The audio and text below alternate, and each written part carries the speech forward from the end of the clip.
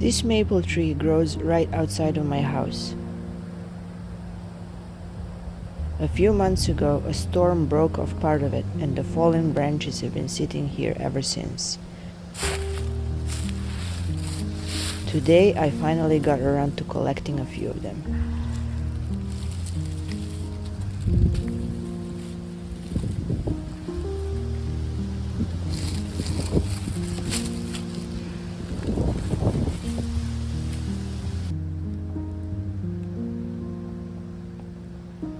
I wanted to challenge myself to make a finished piece from this little log, no matter what condition it was in.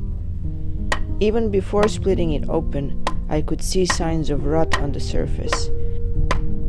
When I finally did, I found even more.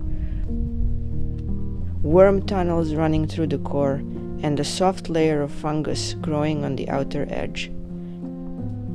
It was a real challenge, a trifecta of fungus, rot, and worms. But I decided to stick with it and see if I could still turn it into something worth keeping.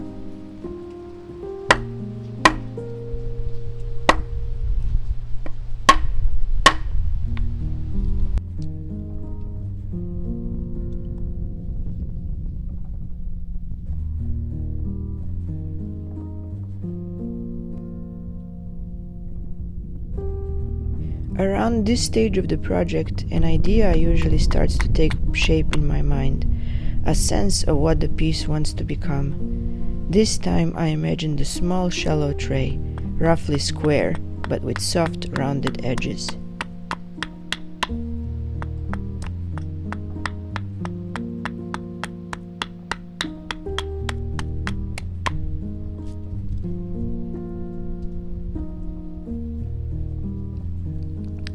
I'm using the axe to flatten what will become the top and bottom of the tray, making sure the base is level enough for it to sit steady when it's finished.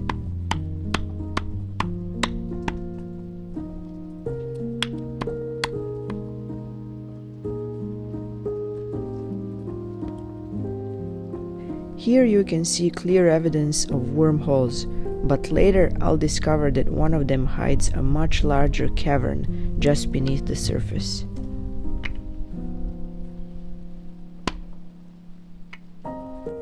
I sketch the rough outline of the tray, then start shaping it with the axe, removing chunks to reveal its basic form.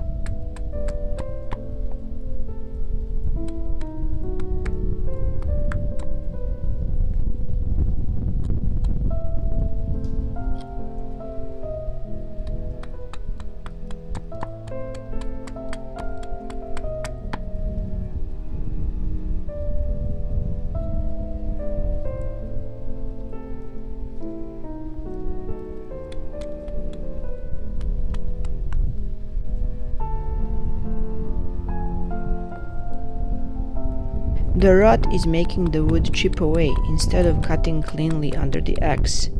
This is fine for now since I'm still roughing out the shape, but I'll need to fix those spots later with a knife.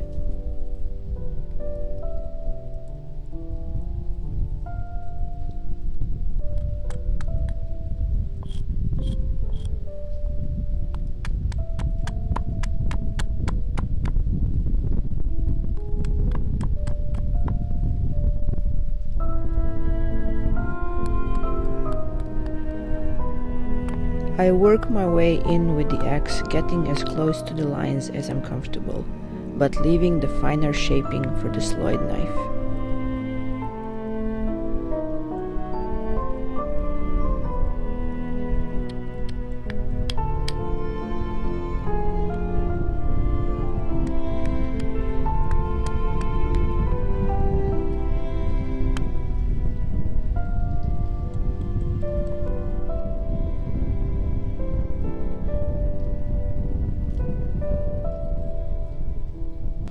Moving on to the knife work, I start by trying to get a feel for how the wood is behaving.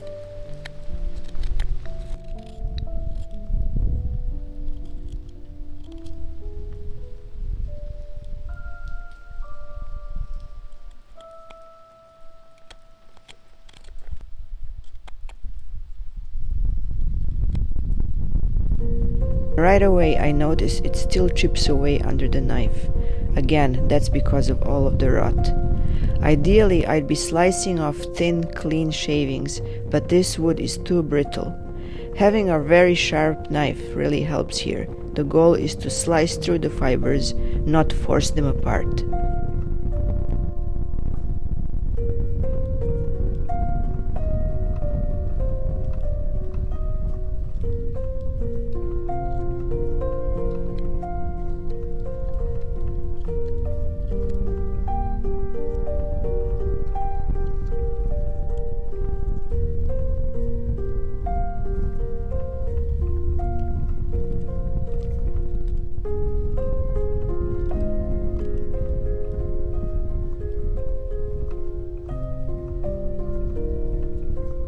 I continue shaping with the slide knife, trying to turn chipped, rough textures into clean, smooth facets.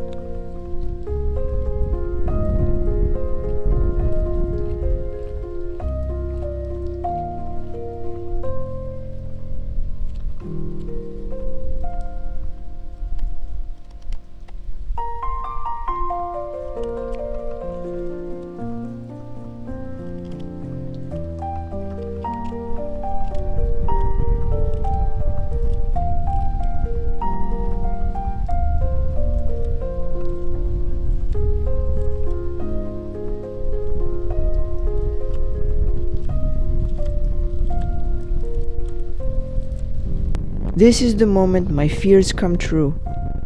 One of the wormholes that looked suspiciously deep actually hides a large hole beneath the surface. I slice away with a knife and uncover a fairly big cavern. This is going to be a problem.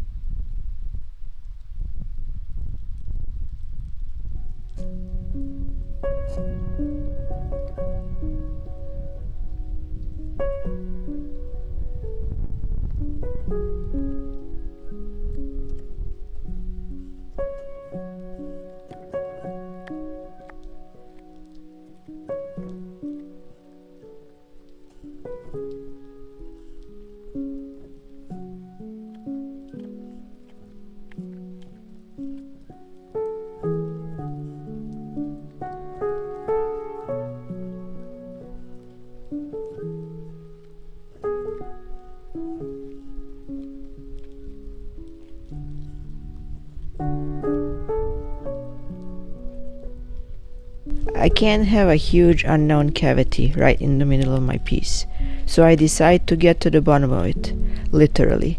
I keep carving deeper to find out just how far this hole goes.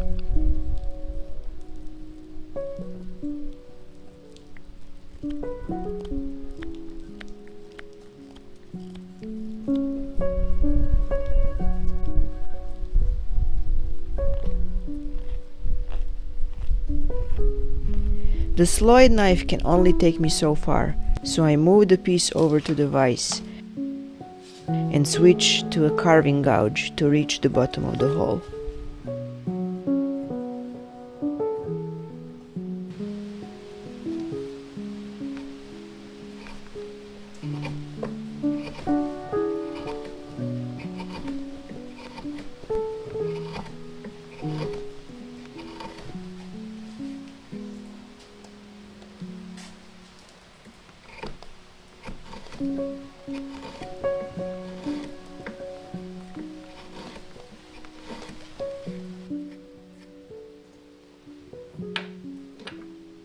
Finally, I reached the bottom. It's not ideal, but at least now I know what I'm dealing with.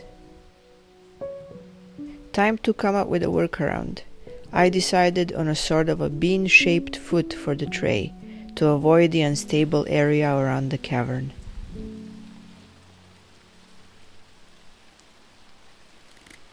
And it's back to the slide knife, working carefully to refine and smooth the outer shape of the tray.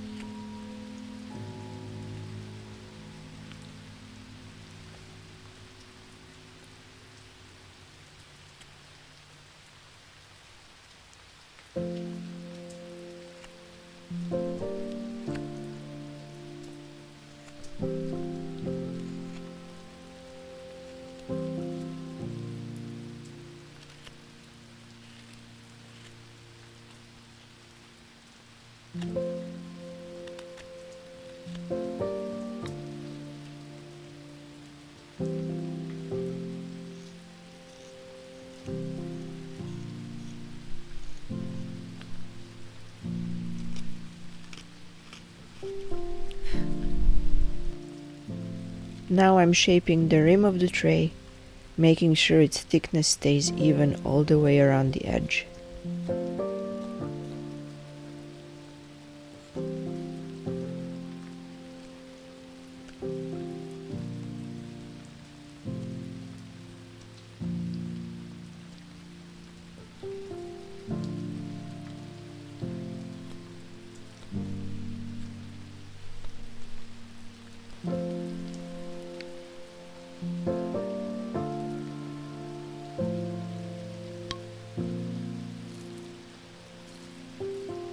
I'm blending what's left of the cavern into the surrounding surface, working slowly to make it flow naturally with the rest of the piece and create smooth, seamless transitions.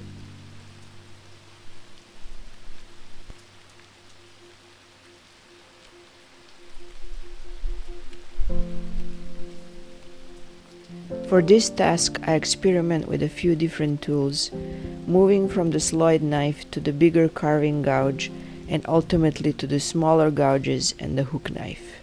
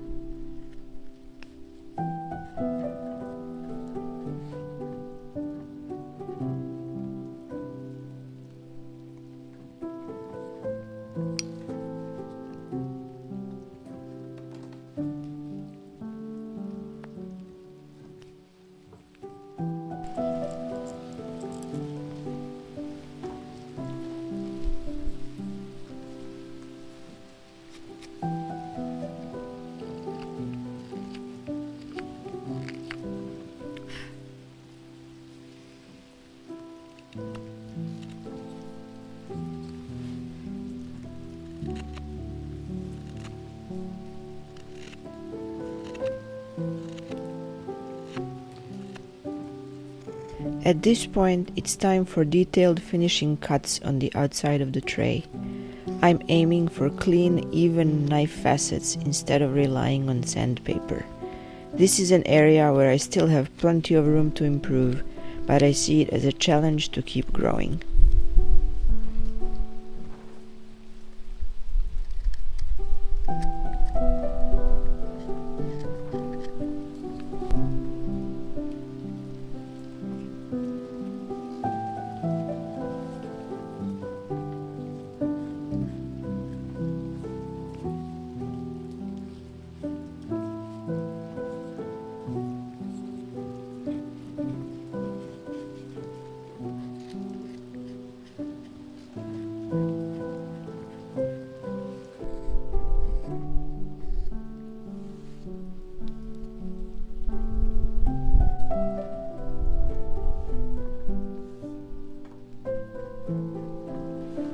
Finally, it's time to move on to the hook knife and start hollowing out the inside of the tray.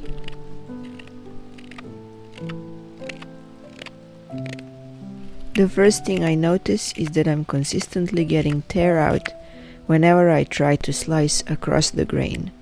Normally that's the direction you'd work when hollowing out with the hook knife, but because this wood is so rotten, it tears out much more than usual.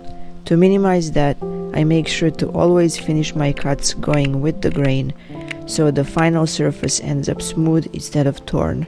I alternate between cutting across the grain and along it, always ending with the grain to clean up the texture.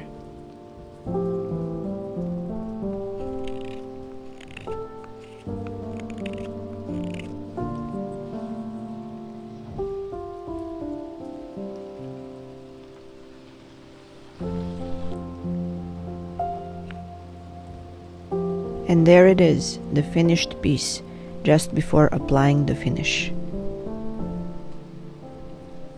For the finish, I go with a blend of beeswax and linseed oil, hoping the wax will help seal all those compromised areas and keep them from chipping any further.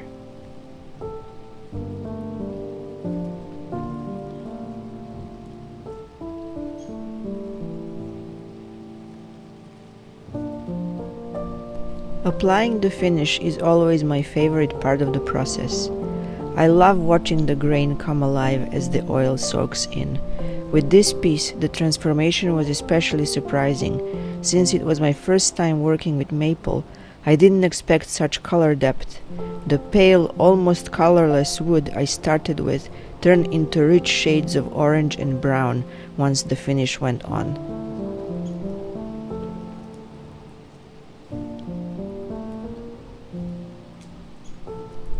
And that's it. Thanks for joining me on this journey of salvaging a throwaway piece of rotten, worm-infested maple and giving it a second life.